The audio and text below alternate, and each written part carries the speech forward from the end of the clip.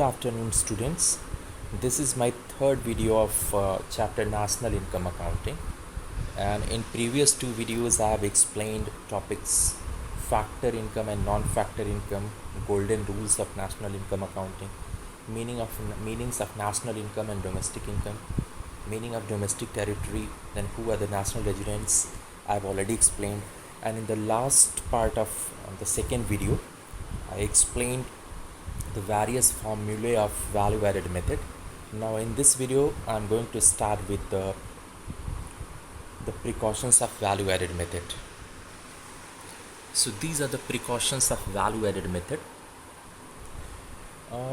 Before I start explaining the various precautions of value added method one by one, I would like to tell you that the precautions of this method are regarding that values of what goods and services will be included in national income and values of what goods and services will not be included. Why? Because this method is value added method, and this method is also known as product method. And in this method, while estimating the national income, we add the gross value additions done in all products of primary, secondary and tertiary sectors of a country. And as we know that gross value addition is exactly equal to market prices, means under this method to estimate the national income, we just add the market values of various goods and services produced within the domestic territory of the country, and then in this way we get GDP MP, and then we convert GDP MP into national income by using the golden rule. So in this method we are adding the values of various goods and services. That is why the precautions of this method are regarding this thing, that what goods and services should be included and what goods and services should not be included, or what values of what goods and services should be included and values of what goods and services should not be included while estimating national income. Is this clear? So first is the values of intermediate goods should not be included. If we are including the values of intermediate goods like raw material, then these will create the problem of double counting, and it has already been explained in the first chapter of macroeconomics. That was some basic concepts of macroeconomics while explaining the concepts of types of goods, final goods and intermediate goods. That time I told you that if the values of intermediate goods are included in national income accounting, it will create the problem of double counting. So these should not be included. There is another precaution: values of second hand goods should not be included. All those goods which are second hand goods, the values of these second hand goods should not be included, because if these values are included, again there will be the problem of double counting. How will this happen? I'm going to make you understand this thing. Suppose there is a bike and I'm purchasing that bike in rupees 50,000. I'm purchasing this bike in rupees 50,000, a brand new bike. Okay, so being a consumer, when I'm purchasing this bike and using this bike myself, this bike has become the example of a consumer good, and consumer good is a final good. So value of this bike, which is 50,000 rupees at the time of its first purchase, when this bike is brand new, will be included in national income, because in national income values of final goods are included. Is this clear? If this bike was purchased not by me, but this was purchased by some seller from its production unit, and this bike would be sold by that seller to some other individuals, for that seller this bike would be an intermediate good, because that seller is purchasing this bike not for its own use but for reselling. And while explaining the concept of intermediate good, I told you that in previous chapter, all those goods which are purchased by sellers or shopkeepers not for self-use but for reselling are also the example of intermediate goods. So in that case this bike would be the example of intermediate good. But now this bike is being purchased by me and being used by me, and I am a consumer, so this is the example of final good, so its value will be included. And suppose I have been using this bike for 2 years, and after using for 2 years I'm now selling this bike to someone in suppose 30,000 rupees.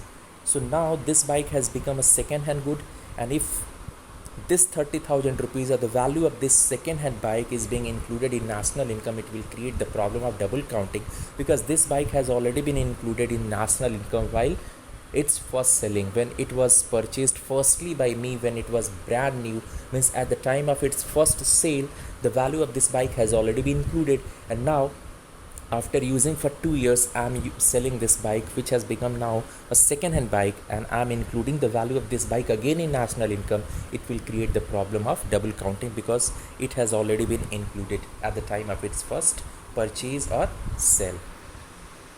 Is this clear? Next, values of goods and services produced for self consumption should be included.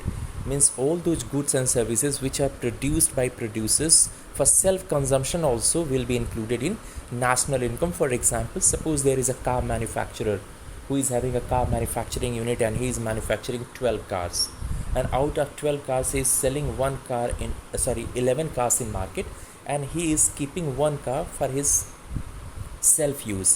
Means 12 cars 12 cars उसने बनाई, उसमें से 11 cars उसने market में cell कर दिया और एक कार को उसने रख लिया सेल्फ यूज़ के लिए. तो इस कार को बोला जाएगा good produced for self consumption. This one car will be considered as good produced for self consumption, and the value of this car will also be included in national income. Another example, suppose there is a farmer and that farmer is producing suppose 150 kilogram of wheat, and out of this quantity he is using 100 kilogram wheat for self consumption, for the consumption for his family members, and 50 kg wheat he is selling in market.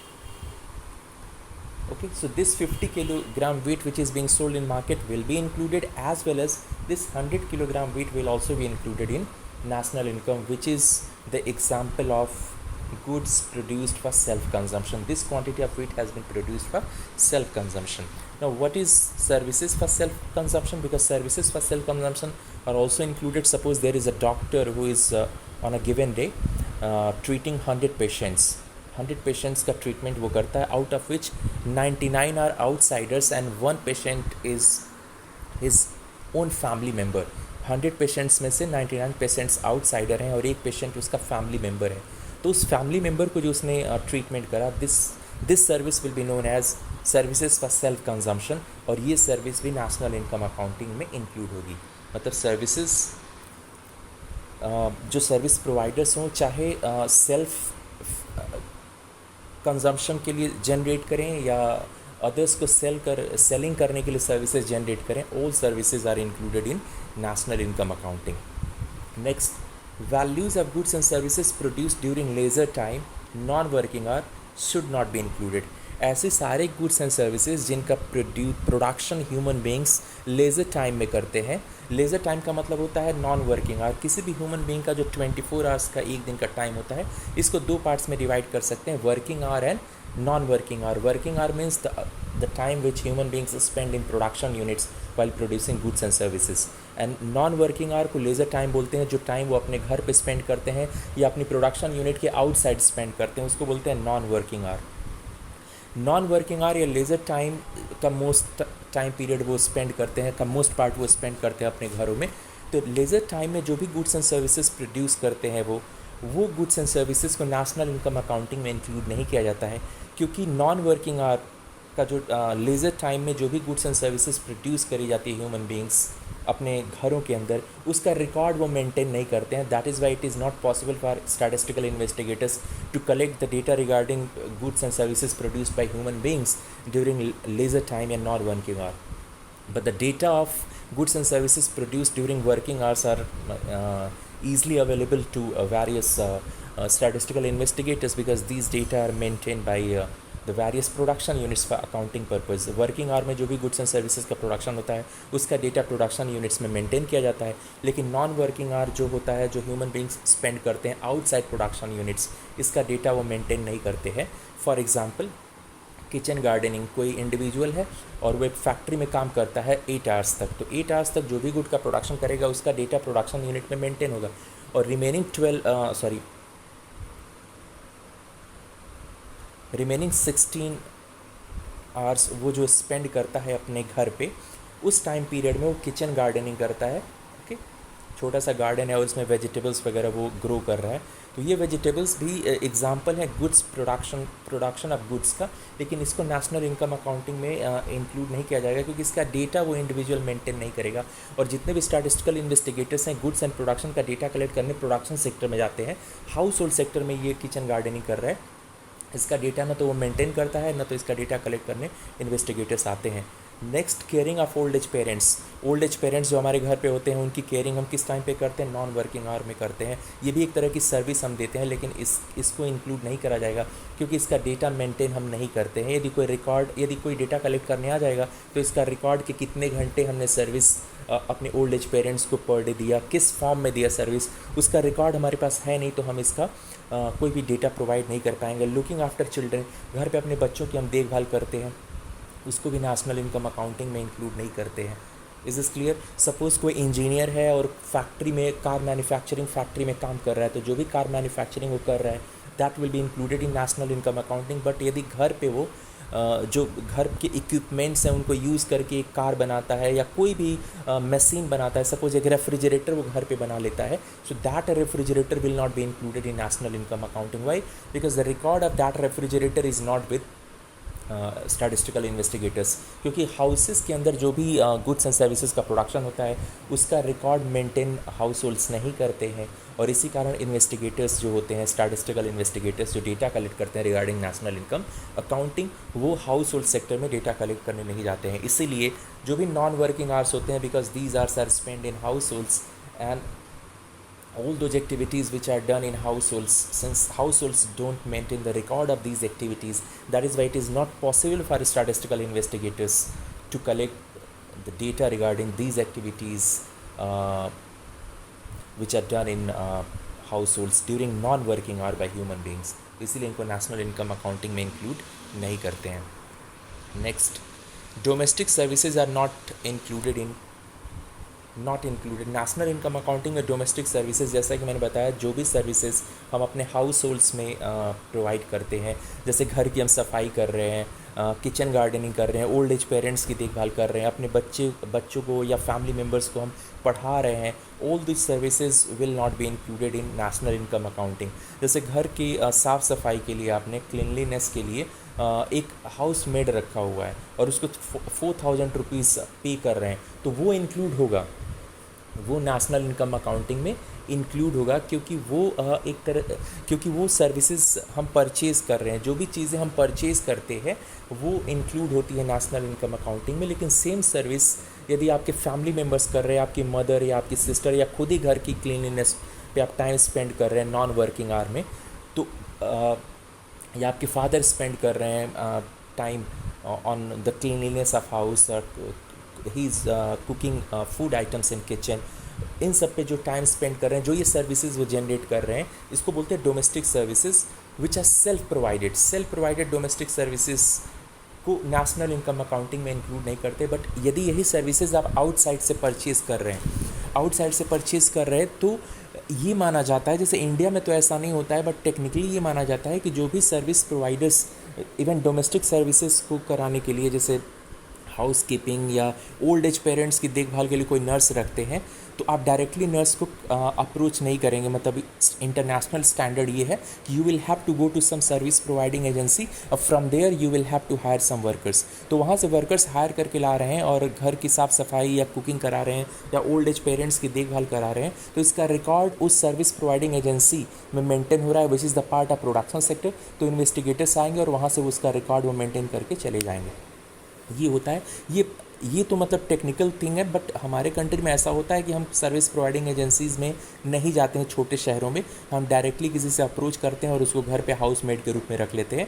But इसका standard ये है कि आपको जाना है कहाँ पे, किसी सर्विस प्रोवाइडिंग एजेंसी में, और वहाँ से किसी हाउस मेड को आपको हायर करके लाना है। तो हाउस मेड को हायर करके लाएंगे तो आप पेमेंट उस हाउस मेड को नहीं करेंगे, सर्विस प्रोवाइडिंग एजेंसी को करेंगे, और सर्विस प्रोवाइडिंग एजेंसी अपना अकाउंट मेंटेन करेगी, क्योंकि उसको अपना बैलेंस शीट बनाना है, प्रॉफिट लॉस दिखा के उस पर टैक्स पे करना है। For that service providing agency will maintain the record of that housemaid, और वो रिकॉर्ड फिर इन्वेस्टिगेटर्स की रीच में पहुंच जाएगा और नेशनल इनकम अकाउंटिंग में इंक्लूड हो जाएगा। लेकिन यही सारी सर्विसेज यदि family members with in family provide कर रहे हैं तो इसको बोला जाता है डोमेस्टिक सर्विसेज, और इन डोमेस्टिक सर्विसेज को इंक्लूड नहीं किया जाता है क्योंकि इसका कोई रिकॉर्ड मेंटेन नहीं होता है। लाइक किचन गार्डनिंग हम कर रहे हैं, सर्विसेज प्रोवाइडेड बाय हाउसवाइफ्स जो सर्विसेज प्रोवाइड करती हैं, इनका कोई रिकॉर्ड मेंटेन नहीं होता है, इसीलिए इनको नेशनल इनकम अकाउंटिंग में इंक्लूड नहीं करते हैं। Last one is imputed rent of owner occupied houses should be included. जो ओनर ऑक्यूपाइड हाउस होता है, सपोज एक हाउस है और उसका ओनर ने उस हाउस को रेंट पे दिया हुआ है और वो मंथली उसको रेंट 10,000 रुपीज़ मिल रहा है, तो ये 10,000 रुपीज़ की रेंट नेशनल इनकम में इंक्लूड हो जाएगी। Suppose same kind of house है एक दूसरा हाउस और उसका ओनर उस हाउस में खुद ही रह रहा है, उसको रेंट पे नहीं दिया हुआ है, तो उस हाउस के अगेंस्ट भी 10,000 रुपीज़ नेशनल इनकम अकाउंटिंग में इंक्लूड होगा। इसी हाउस को बोला जाएगा ओनर ऑक्यूपाइड हाउस। ऐसा हाउस जिसको ऑक्यूपाई ओनर ने किया हुआ है, उसको रेंट पे नहीं दिया हुआ है, तो उस तरह के हाउस का जो भी रेंट अगल बगल जो भी रेंट चार्ज किया जा रहा है, सेम रेंट उस हाउस के लिए हो जाएगा एस्टिमेटेड रेंट, और that estimated rent which is also known as imputed rent will be included in national income accounting and in national income while estimating national income. Is this clear? Now value added method के कुछ precautions हम value added method के कुछ numericals देखेंगे। उससे पहले एक बार फिर से मैं फॉर्मूले आपको रिकॉल करा देता हूँ। वैल्यू एडेड मेथड में value added which is also known as value addition, which is also known as gross value added, which is also known as gross value added at market price, which is in short written as GVMP, which is also known as gross domestic product at market price, GDPMP, equals to होता है value of output minus intermediate consumption, and value of output का formula होता है sales plus change in stock, and intermediate consumption यहाँ पे जो आया था इसका फार्मूला होता है purchases by forms from different sectors, purchases by a form from household, purchases by form from other forms, purchases by a form from government and imports by a form. And sales का formula होता है sales by a form to household, sales by a form to other forms, sales by a form to government and exports by a form. ये सारे फार्मूले हैं जो हमको use करने होंगे। तो फर्स्ट न्यूमेरिकल देखते हैं, इसमें क्या है, calculate the value added by form X from the following data. Mainly 4 types of questions are asked in board examination based on value added method। 4 तरह के क्वेश्चंस पूछे जाते हैं, उन्हीं क्वेश्चंस को मैं एक्सप्लेन करूंगा। एक क्वेश्चन होता है उसमें सिंपली वैल्यू एडेड पूछा जाता है, वैल्यू एडेड निकालिए और हमको और कुछ आइटम्स दी, कुछ इन्फॉर्मेशन दी गई रहती है। वैल्यू एडेड का फार्मूला हमको पता है value of output minus intermediate consumption. Intermediate consumption का मतलब होता है परचेज ऑफ रॉ मटेरियल। मैंने आपको बताया था intermediate consumption is also known as purchase of raw material, is also known as purchase of form.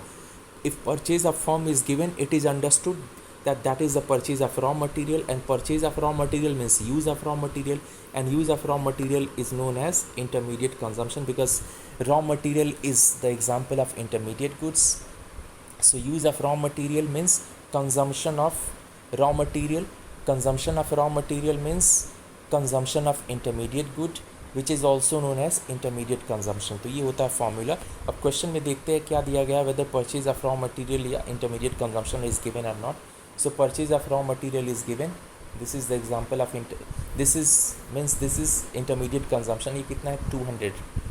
Value of output is not given directly, तो value of output का formula लगाएंगे। Previous lecture में मैंने बताया था कि value of output equals to sales plus change in stock. Okay, sales is given directly. Change in stock का formula मैं some basic concepts of macroeconomics में जब इन्वेंट्री इन्वेस्टमेंट बता रहा था तब मैंने बताया था चेंज इन स्टॉक का फार्मूला होता है final stock minus initial stock या closing stock minus opening stock. Final stock is given, initial stock is given, सबका वैल्यू पुट कर दिया। सेल्स की वैल्यू दिया गया 500 plus change in stock, final stock is given 50, initial stock is 20।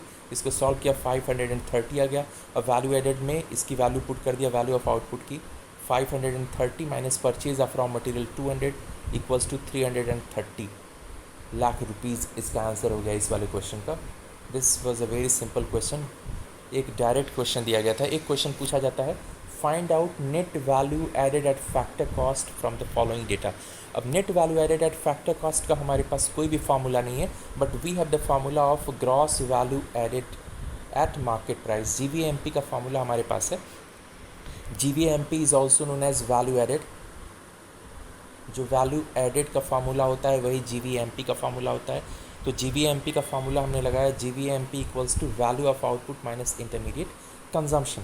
Now see that whether intermediate consumption is given और not. Intermediate consumption directly नहीं दिया गया है तो इंटरमीडिएट कंजम्पशन का फार्मूला लगाएंगे। इंटरमीडिएट कंजम्पशन का फार्मूला हमको पता है होता है purchase by a form from household plus purchase by a firm from other firms plus purchase by a firm from government plus import by a firm। तो इन चार आइटम्स होते हैं इंटरमीडिएट कंजम्पशन के. Out of these 4 items 1 item is given purchase by a firm. Item number 5 purchase by a firm, it is given as 10. तो ये हो गया intermediate consumption. Next thing required is value of output. So value of output is not given directly, so we will have to use formula. Its formula is sales plus change in stock. Sales is given, first item is sales 400 put कर दिया. Change in stock का formula होता है closing stock minus opening stock. Closing stock is given as 90, opening stock is 40. तो 400 plus 90 minus 40 is 450. अब इनकी value put कर देते हैं. Value of output is 450 and intermediate consumption is 10. So 450 minus 10 equals to rupees 440. ये आ गया GVAMP. अब GVAMP आ गया तो हमको फाइंड आउट करना है NVAFC. गोल्डन रूल लगा के ये फार्मूला हम डेवलप कर सकते हैं. Means what we have to find out NVAFC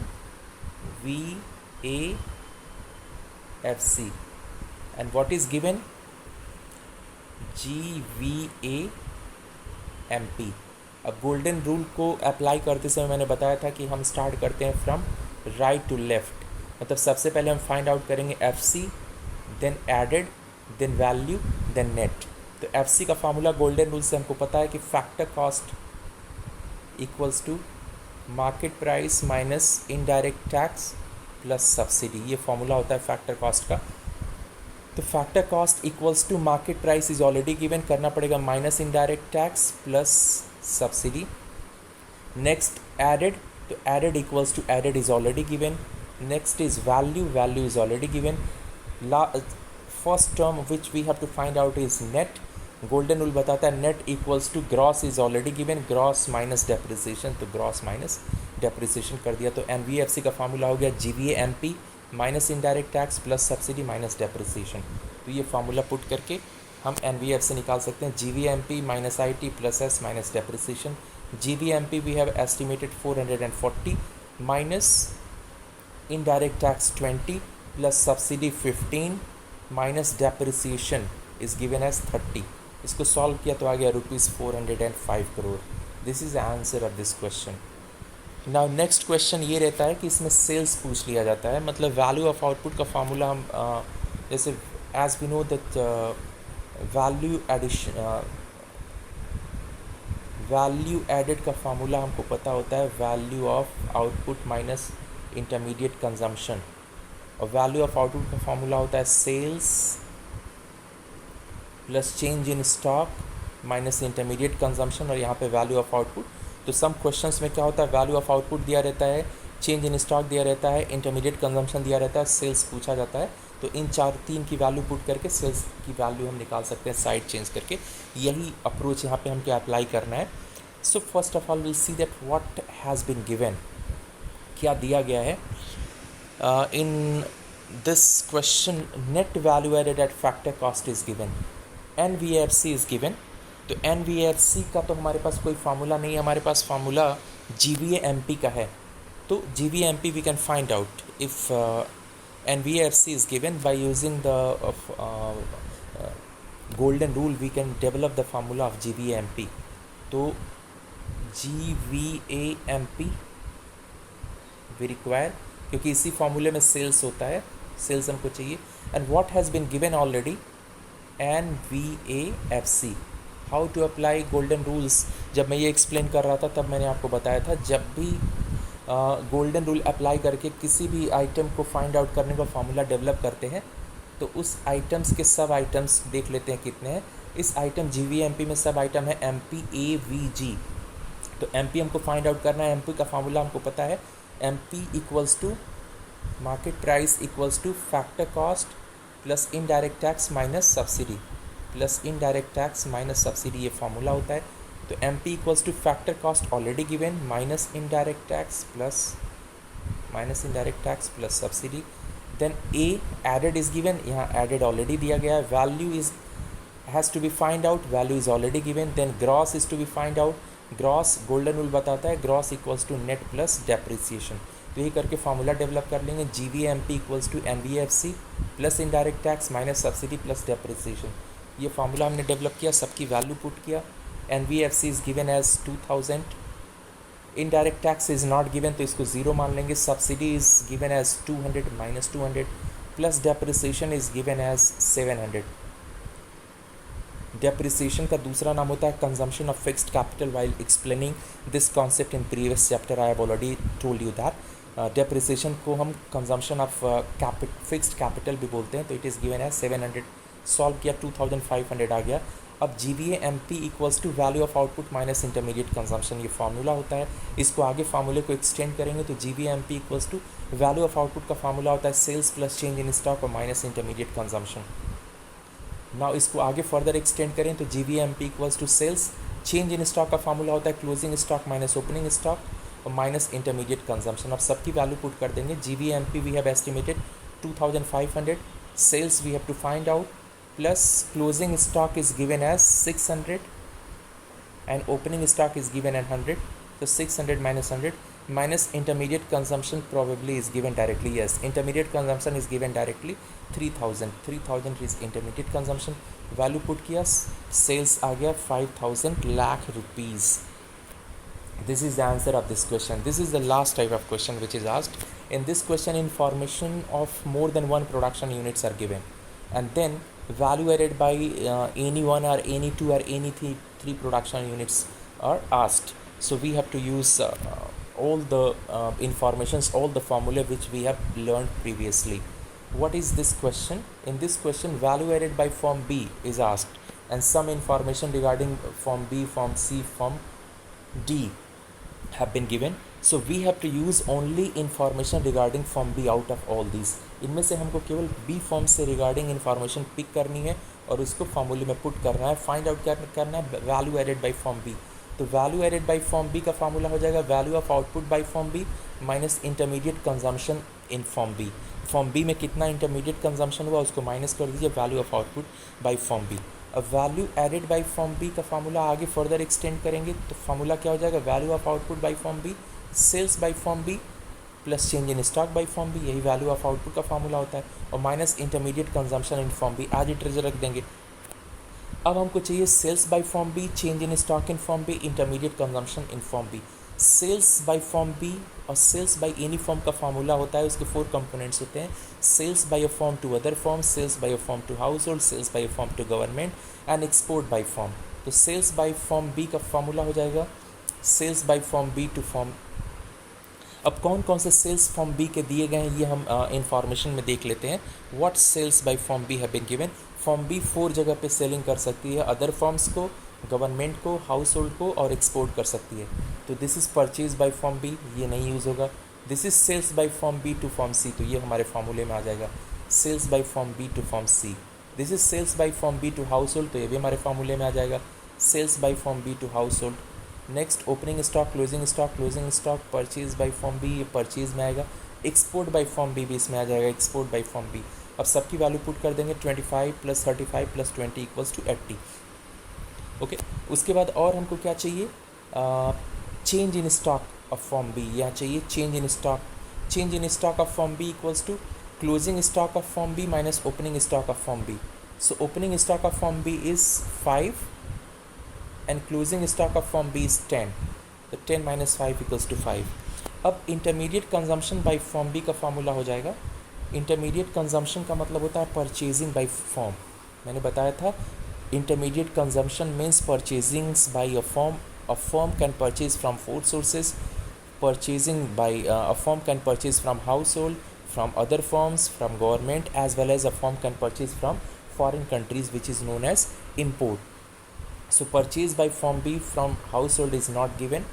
Purchase by form B from form D is given. ये 15 यहाँ पुट हो जाएगा. Purchase by form B other purchasing, yes, purchase by form B from form A and purchase by form B from form D. These two things have been given. So intermediate consumption in form B equals to purchase by form B equals to purchase by form B from form A and purchase by form B from form D. Purchase by form B, other purchasing of firm B are not given, तो यही 2 items हम use कर लेंगे. 30 plus 25 equals to 45. अब value added by form B हम कर लेंगे 80 plus 5. 80 है वैल्यू ऑफ आउटपुट, 80 है sales and 5 is change in stock. इसको एक साथ जोड़ लिया माइनस इंटरमीडिएट कंजम्पशन. अभी हमने निकाला 45 आ गया रुपीज़ 40 लाख. ये इस क्वेश्चन का आंसर रहा. नेक्स्ट अब हम सेकेंड मेथड पे आ जाते हैं जिसका नाम है income method. Second method of national income accounting is income method. So like value added method, second method that is income method also have 3 steps. So step 1 में हम value added method की तरह प्रोडक्शन सेक्टर को 3 सब sectors में classify कर लेते हैं. Primary sector, secondary sector and tertiary sector. क्यों primary, secondary and tertiary sector में क्लासीफाई करते हैं? क्योंकि इनकम मेथड की अप्रोच क्या होगी? In income method statistical investigators will go to primary, secondary and tertiary sectors and they will collect the data regarding the factor incomes earned under primary, secondary and tertiary sectors of country. Country के primary, secondary और tertiary sectors जो कि production sector के part है. हमको पता है कि फैक्टर इनकम्स लोग कहाँ अर्न करते हैं? प्रोडक्शन यूनिट्स में जब काम करते हैं.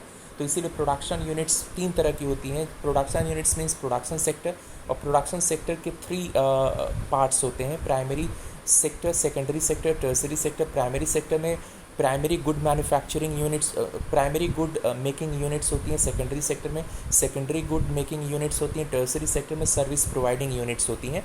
तो ये तीनों तरह की जो गुड्स एंड सर्विसेज होती हैं, इनका प्रोडक्शन करके लोग फैक्टर इनकम अर्न करते हैं. इनकम मेथड में हमको करना क्या है? इन्वेस्टिगेटर्स जाएंगे all the 3 sectors, primary, secondary and tertiary, और लोगों से ये डेटा कलेक्ट करेंगे कि what factor incomes they have earned, और इन सारे फैक्टर इनकम्स को एक साथ जोड़ देंगे. ठीक है. तो ये जो factor incomes primary, secondary, tertiary sectors में लोग अर्न कर रहे हैं, since these primary, secondary and tertiary sectors are lying within the domestic territory of the country. So ये फैक्टर इनकम्स का जनरेशन हो रहा है within domestic territory of the country. तो ये लोग क्या करेंगे? Investigators, they will collect the data regarding factor incomes earned in primary, secondary and tertiary sectors means within domestic territory of a country during the time period of 1 year, and all these factor incomes will be added. और जब इन factor incomes को add करते हैं तो by definition ये बन जाता है NDPFC, जिसको डोमेस्टिक इनकम भी बोलते हैं. तो डोमेस्टिक NDPFC मिल जाएगा, फिर इसको गोल्डन रूल लगा के नेशनल इनकम में कन्वर्ट कर लेंगे. तो यही तीनों स्टेप्स में करा जाता है. स्टेप 1 में क्या होता है? Classification of production sector into primary, secondary and tertiary sectors.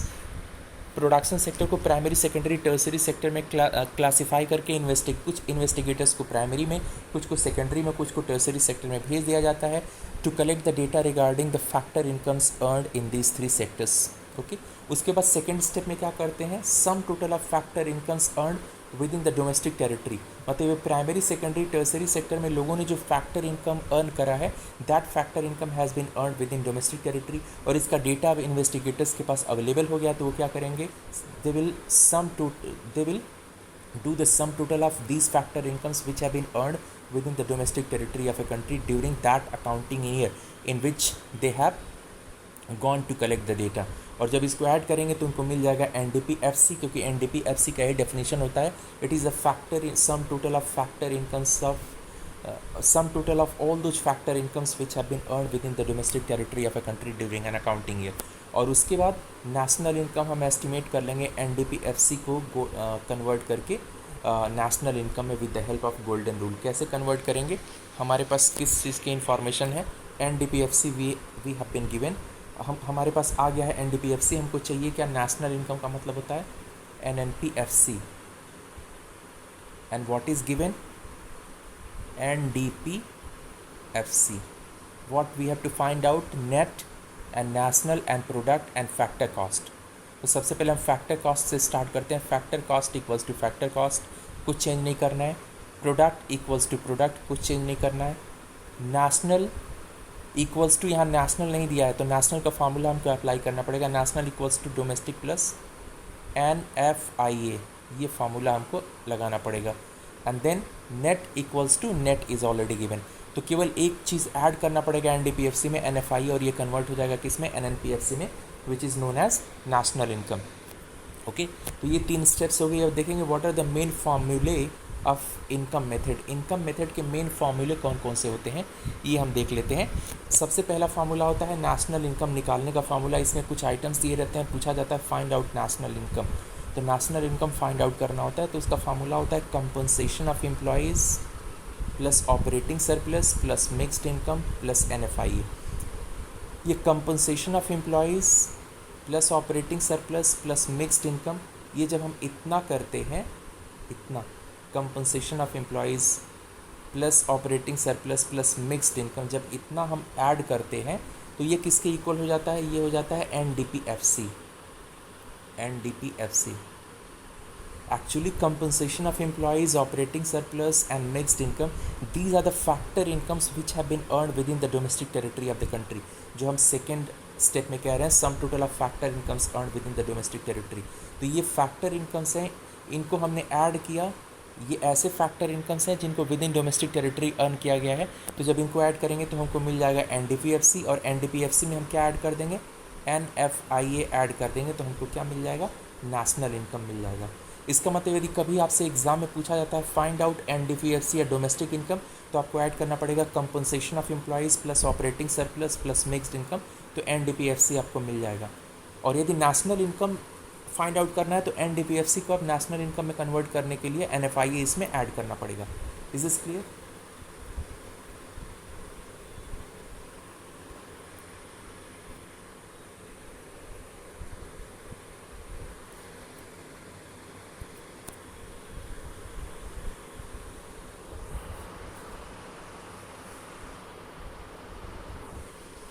Okay,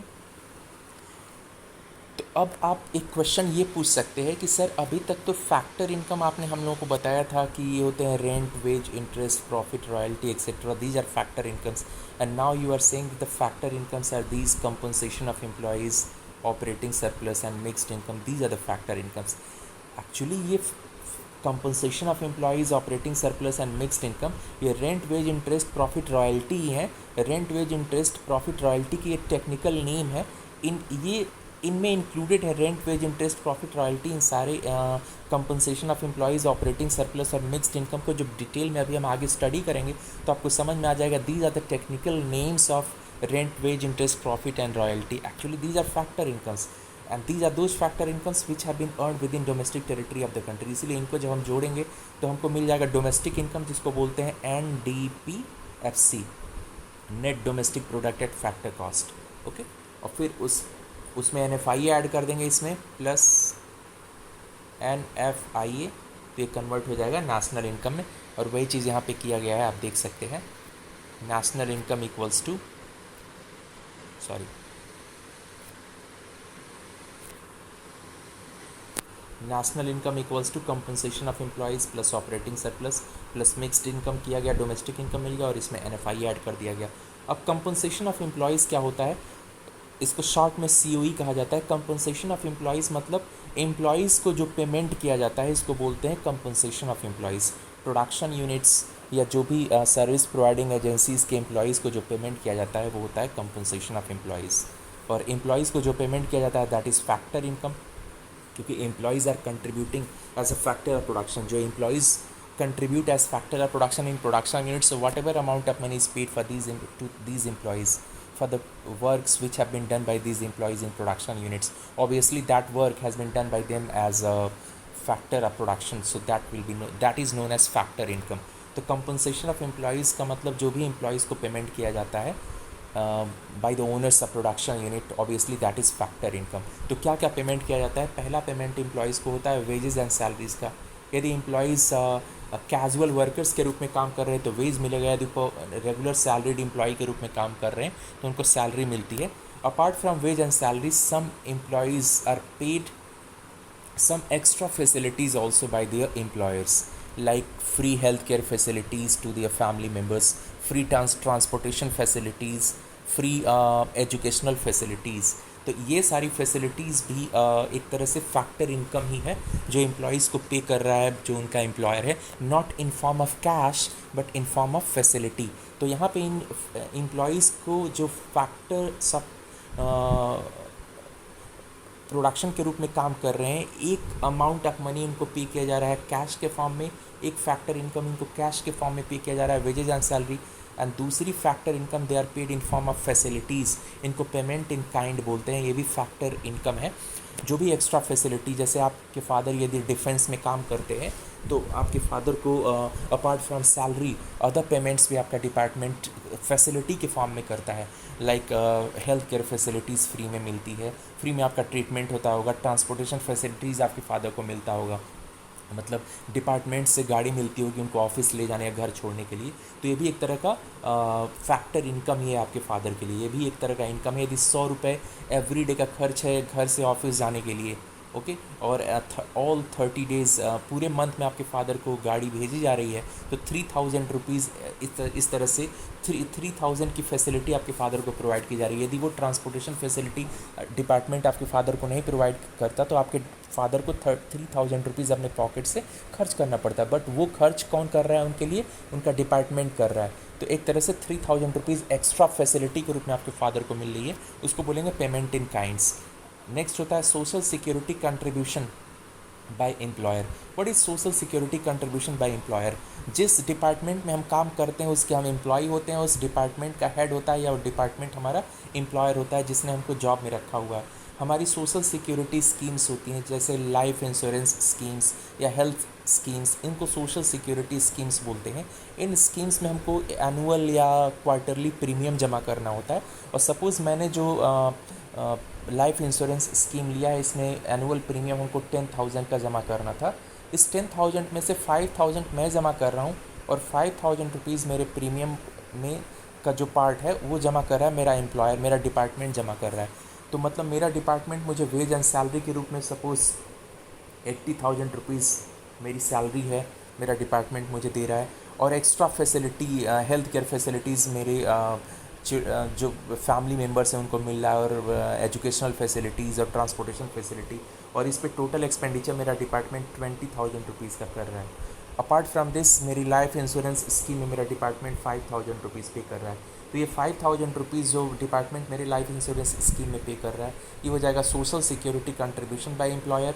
this 20,000 is payment in kind and this 80,000 is the ways and salary. तो टोटल मुझे मेरा डिपार्टमेंट मेरे ऊपर कितना खर्च कर रहा है, टोटल पेमेंट मेरे लिए कितना कर रहा है? 80,000 प्लस 20,000, 1,05,000 रुपीज़ एक्चुअली मुझे मेरा डिपार्टमेंट पे कर रहा है इन form of ways and salary, payment in kind, social security contribution bye my employer. तो मुझे फैक्टर इनकम के रूप में टोटल मिल कितना रहा है?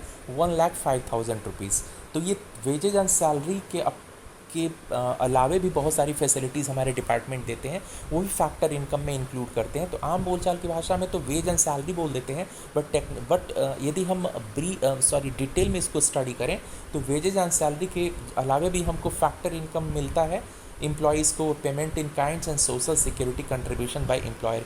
कभी कभी एग्जाम में दे देता है social security contribution by employee, तो social security contribution by employee national income accounting में इंक्लूड नहीं होगा, क्योंकि सपोज़ मेरी सैलरी है 80,000 रुपीज़, ओके, और जो मैंने सोशल सिक्योरिटी स्कीम लिया हुआ है लाइफ इंश्योरेंस स्कीम, इसमें से सपोज़ 10,000 रुपीज़ का प्रीमियम मुझे पे करना है। तो ये प्रीमियम कहाँ से मैं पे करूँगा? अपनी सैलरी से पे कर रहा हूँ। तो ये 10,000 रुपीज़ का प्रीमियम जो मैं पे कर रहा हूँ इसको बोला जाएगा social security contribution by employee. तो यदि दिया गया social security contribution by employee, तो एम्प्लॉय जो सोशल सिक्योरिटी स्कीम में कंट्रीब्यूशन करेगा वो अपनी सैलरी से ही करेगा, और उसकी सैलरी ऑलरेडी इंक्लूडेड है। तो यदि social security contribution by employee भी इंक्लूड कर लेंगे तो वो कंट्रीब्यूशन की डबल काउंटिंग हो जाएगी, because that contribution has come from salary and salary has already been included. So if that contribution is included separately then that contribution will be counted twice and there will be the problem of double counting की problem हो जाएगी। तो इसीलिए social security contribution by employer include होगा, by employee include नहीं होगा। और last होता है पेंशन आफ्टर रिटायरमेंट। रिटायरमेंट के बाद जो पेंशन दिया जाता है एम्प्लॉयज़ को, उसको भी नेशनल इनकम अकाउंटिंग में इंक्लूड किया जाता है, because that is also a kind of factor income. जब factor income, non factor income इस चैप्टर के बिगिनिंग में पढ़ा रहा था तो मैंने वहाँ पे बताया था पेंशन आफ्टर रिटायरमेंट भी फैक्टर इनकम का एग्जाम्पल है। क्यों? तो कंपनसेशन ऑफ एम्प्लॉयज़ के 4 कॉम्बिनेशंस होते हैं: wages and salaries, payment in kind, social security contribution by employer and pension after retirement. इनमें मतलब COE के 4 कंपोनेंट्स हो गए। इनमें से जितने भी कंपोनेंट्स दिए रहेंगे सबको एक साथ ऐड करके COE हम निकाल लेते हैं। नेक्स्ट होता है ऑपरेटिंग सरप्लस। ऑपरेटिंग सरप्लस का डेफिनेशन लास्ट ईयर ही बोर्ड एग्जामिनेशन में पूछा गया था। होता क्या है? It refers to factor incomes from properties and entrepreneurship of forms होगा FIRMS, यहाँ फॉर्म्स है। ऑपरेटिंग सरप्लस का मतलब होता है factor incomes from properties and entrepreneurships of forms. तो जो भी प्रोडक्शन यूनिट्स हैं उनकी प्रॉपर्टी क्या क्या होती है? उनकी प्रॉपर्टी है लैंड,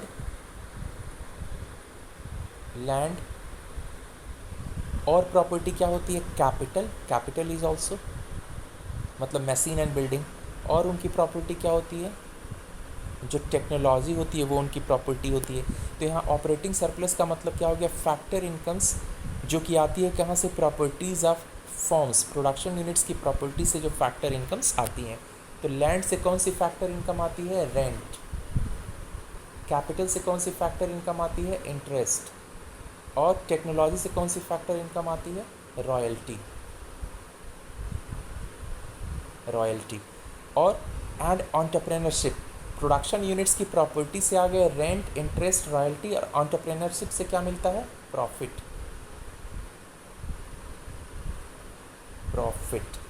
तो operating surplus actually is the combination of और is the sum total of rent, interest, royalty and profit. Operating surplus निकालने के लिए रेंट, इंटरेस्ट, रॉयल्टी और प्रॉफिट को एक साथ जोड़ देते हैं, क्योंकि ऑपरेटिंग सरप्लस का डेफिनेशन ही है it refers to factor incomes which come from properties of production units. Production units की प्रॉपर्टी उनकी लैंड है, कैपिटल है और टेक्नोलॉजी है। टेक्नोलॉजी से क्या मिलता है उनको? रॉयल्टी। कैपिटल से मिलता है इंटरेस्ट, लैंड से मिलता है रेंट। तो ये तीनों आ गया ऑपरेटिंग सरप्लस में, as well as factor incomes which comes from entrepreneurship of production unit. Production units की एंटरप्रेन्योरशिप से क्या आता है? प्रॉफिट आता है। तो इन सबको एक साथ जोड़ देते हैं तो आ जाता है operating surplus. Rent, interest, profit, royalty. ठीक है। अब यहाँ पे प्रॉफिट का भी फर्दर हमको एक्सटेंशन करना पड़ेगा। प्रॉफिट का भी एक फॉर्मूला होता है, क्योंकि प्रॉफिट के भी कंपोनेंट्स होते हैं। जो भी प्रॉफिट प्रोडक्शन यूनिट्स अर्न करती हैं उस प्रॉफिट का एक पार्ट वो पे कर देती हैं कॉर्पोरेट टैक्स के फॉर्म में। उस प्रॉफिट का एक पार्ट वो डिविडेंड के फॉर्म में शेयर होल्डर्स, जो भी शेयर होल्डर्स किसी प्रोडक्शन यूनिट के शेयर को 1 साल से ज़्यादा टाइम तक रखते हैं, तो जितना परसेंट शेयर उनके पास होता है उतना परसेंट उनको प्रॉफिट मिलता है by the owner of production unit. Suppose किसी भी प्रोडक्शन यूनिट, किसी भी कंपनी का शेयर मैंने परचेज़ किया, 1% शेयर मैंने परचेज़ किया और कंपनी को जितना प्रॉफिट होगा उसका 1% प्रॉफिट मुझे कंपनी देगी। इसको बोला जाएगा डिविडेंड। तो डिविडेंड का पेमेंट भी कहाँ से होता है? प्रॉफिट से होता है। और ये पेमेंट के बाद जो बच जाता है उसको बोलते हैं अनडिस्ट्रीब्यूटेड प्रॉफिट। ऐसा प्रॉफिट जिसे डिस्ट्रीब्यूट नहीं करना पड़ेगा। सपोज़ टोटल प्रॉफिट मेरे पास 200 का आया था। इस प्रॉफिट में से कॉर्पोरेट टैक्स मैंने पे कर दिया 50 रुपीज़, डिविडेंड मैंने पे कर दिया 10 रुपीज़। तो टोटल पेमेंट मैंने कितना कर दिया? 60 रुपीज़। अब मेरे पास बचा कितना? 140। तो ये 50 हो गया कॉर्पोरेट टैक्स, 10 हो गया डिविडेंड, 140 हो गया अनडिस्ट्रीब्यूटेड प्रॉफिट। ऐसा प्रॉफिट जिसे मैंने डिस्ट्रीब्यूट नहीं किया, तो यही सेविंग्स हो जाएगी कॉर्पोरेट सेक्टर की। तो जब इन तीनों को ऐड कर देंगे 140 + 10 + 50, तो पता चल जाएगा मेरा टोटल प्रॉफिट। तो किसी भी प्रोडक्शन यूनिट का जो प्रॉफिट होता है उसके 3 कंपोनेंट्स होते हैं। कॉर्पोरेट टैक्स उससे पे किया जाता है, plus dividend plus undistributed profit. इन तीनों को जोड़ देते हैं तो टोटल प्रॉफिट पता चल जाता है। And what is mixed income? Factor income earn by self employed people. जो लोग सेल्फ एम्प्लॉयड होते हैं, तो जो टोटल अमाउंट ऑफ मनी उनको मिलता है after the sale of any commodity which has been produced by any self employed person, तो वो जो भी अमाउंट ऑफ मनी उनको मिलता है उनको आउटसाइडर्स को डिस्ट्रीब्यूट नहीं करना होता है, क्योंकि वो सेल्फ एम्प्लॉयड पर्सन है। मतलब सपोज़ एक प्रोडक्शन यूनिट है और उस प्रोडक्शन यूनिट में मैं पेन बना के बेच रहा हूँ। वो पेन बनाने के लिए जो लैंड मैंने ऑक्यूपाई किया, उस पर जो बिल्डिंग बनाया, उसका ओनर मैं ही हूँ। बाहर से मैंने परचेज़ नहीं करा है, किसी भी बाहर से लेबरर को मैं हायर नहीं कर रहा हूँ। ठीक है। और जो रॉ मटेरियल है वो मेरे घर पे ही अवेलेबल है। रॉ मटेरियल लगा के पेन बना के मैंने बेचा और 1000 रुपीज़ मुझे मिली। तो 1000 रुपीज़ मैं अपने ही पास रख लूँगा, क्योंकि I have worked myself as land provider, as capital provider, as entrepreneur, as technology provider, as raw material supplier. That is why total amount of money will be kept by me with myself. और ये 1000 rupees will be the mixture of rent, wage, interest, profit, royalty. 1000 rupees मैं अपने पास रख रहा हूँ किसके एवज में? लैंड के एवज में। मतलब एक पार्ट उसका रेंट का है, एक पार्ट उसका मैं प्रॉफिट के रूप में 1000 का रख रहा हूँ, एक पार्ट में रख रहा हूँ वेज या सैलरी के फॉर्म में रख रहा हूँ, एक रॉयल्टी के फॉर्म में रख रहा हूँ, टोटल अमाउंट ऑफ मनी मैं ही रख रहा हूँ, तो that amount of money is the mixture of rent, wage, interest, profit, royalty. तो इस अमाउंट ऑफ मनी को बोलेंगे मिक्स्ड इनकम। तो mixed income is the factor incomes earn by self employed people. तो मिक्स्ड इनकम के बारे में आपको बहुत परेशान होने की ज़रूरत नहीं है, क्योंकि मिक्स्ड इनकम डायरेक्टली क्वेश्चन में दिया रहता है। तो क्वेश्चन में क्या दिया रहेगा? Wages and salary, payment in kind, social security contribution by employer, payment after retirement, pension after retirement, ये चारों दिए रहेंगे। जोड़ेंगे कंपनसेशन ऑफ एम्प्लॉयज़ आ जाएगा। फिर कई बार यदि ऑपरेटिंग सरप्लस डायरेक्टली दिया है तो ठीक है, नहीं तो रेंट, इंटरेस्ट, प्रॉफिट, रॉयल्टी चारों दिए रहेंगे, इनको ऐड करेंगे। कई बार प्रॉफिट डायरेक्टली दिया रहता है, इसको ऐड कर लेते हैं, या प्रॉफिट के कंपोनेंट्स दिए रहते हैं, corporate tax, dividend, undistributed profit, इनको जोड़ते हैं, प्रॉफिट मिलता है। फिर इन चारों को जोड़ते हैं, ऑपरेटिंग सरप्लस मिलता है। मिक्स्ड इनकम दिया रहेगा तो इस तरह से हम ऐड कर देंगे compensation of employees, operating surplus, mixed income. तो हमको क्या मिल जाएगा? इन तीनों को ऐड करने से डोमेस्टिक इनकम हमको मिल जाएगी। और फिर डोमेस्टिक इनकम में हम ऐड कर देंगे NFIA। NFIA जब ऐड करेंगे तो हमको क्या मिल जाएगा? नेशनल इनकम में ये कन्वर्ट हो जाएगा, और इस तरह से हमको नेशनल इनकम मिल जाएगा। तो आज हमने डिस्कस किया अप टू द वेरियस फार्मूले of income method. So this is all about today's video. Thank you.